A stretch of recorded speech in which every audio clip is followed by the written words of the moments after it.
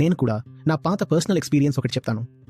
మీరు బైక్ నడుపుతున్నారనుకోండి, మీ వెనుక ఒక అమ్మాయి స్కర్ట్ వేసుకుని కూర్చుంటే చాలు, వెంటనే 4-5 బైకులు మీ వెనుక పడతాయి.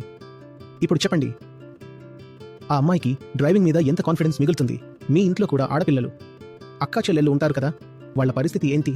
ఒక అమ్మాయి కారులో ఉంటే పర్లేదు, కానీ అదే తను స్కూల్ నుంచి స్కూటీ మీద వస్తోందనుకోండి, తను వేసుకున్న యూనిఫామ్ స్కర్ట్ గాలికి కొంచెం పైకి లేస్తే చాలు, ఇక చూడండి, సగం ఊరు తన వెనుక పడుతుందో లేదో.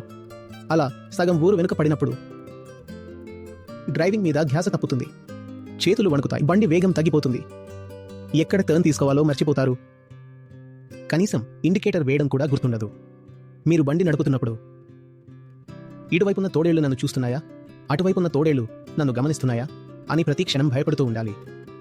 అటువంటప్పుడు మీరు 80 స్పీడ్లో బండిని ఎక్స్పర్ట్లా ఎలా నడపగలరు? వాహనం అనేది ఒక స్వేచ్ఛకు గుర్తు, కానీ ఒక మహిళ స్వేచ్ఛగా ఉండటం అనేది మన సమాజానికి గుండెల్లో కత్తితో పొడిచినట్టు అనిపిస్తుంది.